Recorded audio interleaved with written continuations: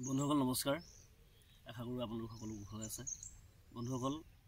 অসমৰ জনপ্ৰিয় কবি কৃষ্ণকায় মেজি ডাঙৰীয়াৰ ঘৰলৈ এই বছৰ মাঘ বিহুত যাওঁতে তেখেতৰ কন্যা নবন্দা লেখাৰুৱে এই কিতাপখন মোক দিছিলেহি উদীয়মান কবি নবন্দা লেখাৰুৱে কিনো লিখিছে আজি তাকেই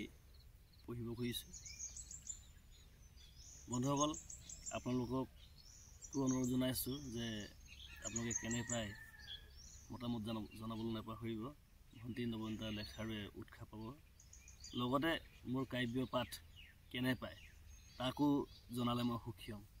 আহকচোন প্ৰথম কবিতা পঢ়োঁ পোহৰ এক কবিতাৰ শিৰোনাম পোহৰ এক তোমাৰ মনৰ আকাশ এতিয়াও গুমা হৈ আছে মই যে তোমাৰ কলিজাৰ লৈ যি থাকিব খোজো ৰাতিৰ আন্ধাৰত খেপিয়াই ফুৰো তোমাৰ বুকুৰ গানৰ পোহৰ তুমি বাৰে বাৰে কিয় পাহৰি যোৱা মোক ৰাতিৰ অৰণ্যত অকলশৰে এৰি থৈ যিদৰে নিসংগতাত নিজক পাহৰি মই তোমাক সাৱটি থাকোঁ ধন্যবাদ এইটো আছিলে প্ৰথম কবিতা এতিয়া মই দ্বিতীয় কবিতা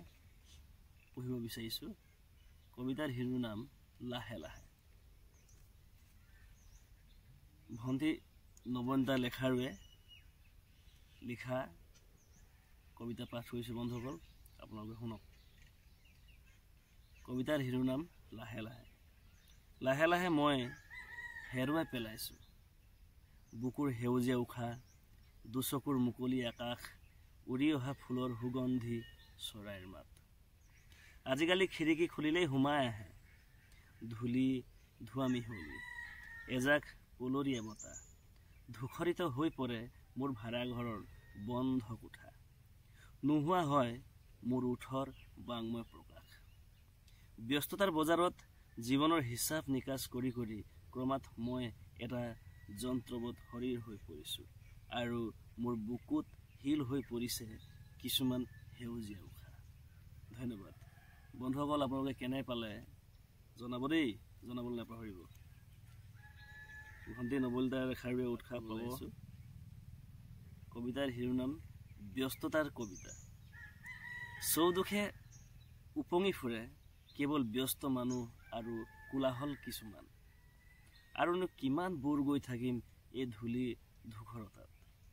আজি খুলি থোৱাচোন মোৰ বাবে তোমাৰ ব্যস্ততাৰ পোচাকযোৰ মোৰ বুকুত বাঢ়ি অহা উৎপিচনিবোৰ এটা গান হৈ প্ৰৱেশ কৰক তোমাৰ হৃদয়ত পাৰা যদি আঙুলিত আঁকি দিয়াচোন দুচকুৰ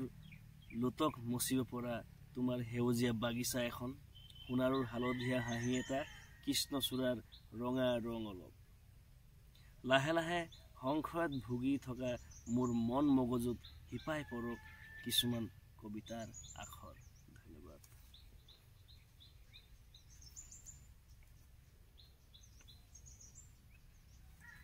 এতিয়া মই বন্ধুসকল শেষৰটো কবিতা পঢ়িব খুজিছোঁ কবিতাৰ শিৰোনাম হৈছে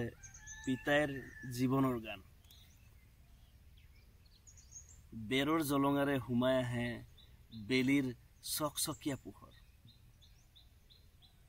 ইমান দীঘল জীৱনৰ বাট মাটিৰ পৰশত পিতাইৰ বুকুৰ ঘৰ চিৰিকা কেইটা জঁপিয়াই উঠে যন্ত্ৰণাই কেতেকী ফুলৰ সুবাসৰ দৰে নিসহায় আঙুলিত ধৰি নাচে নিৰ্লজ্জৰ দৰে বাৰে বাৰে আঘাত কৰে বুকুৰ স্থায়ী ঠিকনা আৰু ধুনীয়া পকী ঘৰ এটাই সুখ দুখৰ লাম লাকটোৰ সতে প্ৰখৰ ৰ'দৰ ভৰত জলক তবক পিতাইৰ দুচকু মাজে মাজে পু বোৱাৰীৰ জোখত নিমিলা অংক তেওঁ কবিতাৰে কটা চিঙা কৰে লক্ষ্য ভ্ৰষ্ট মানুহ আৰু অত্যাচাৰীবোৰে হকে বিহকে সুবিধা আদায় কৰিব বিচাৰে আমি দূৰণিবতীয়া গাভৰু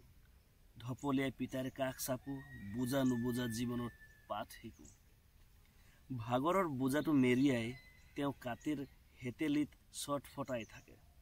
চৌদিশৰ বেবেৰী বাং খবৰৰ চেপাত বুকুৰ কামিহাৰ ভাঙে। মৃত্যুৱে খেদি ফুৰে বাটে ঘাটে, অথচ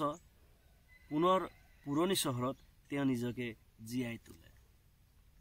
আন্ধাৰৰ বাট ভাঙি পিতাইৰ সপোনৰ সুতুলি বাজি উঠে, আৰু উঠে উঠে বাজি থাকিব খোজে মৃত্যুঞ্জয় জীৱনৰ গান এটা হৈ।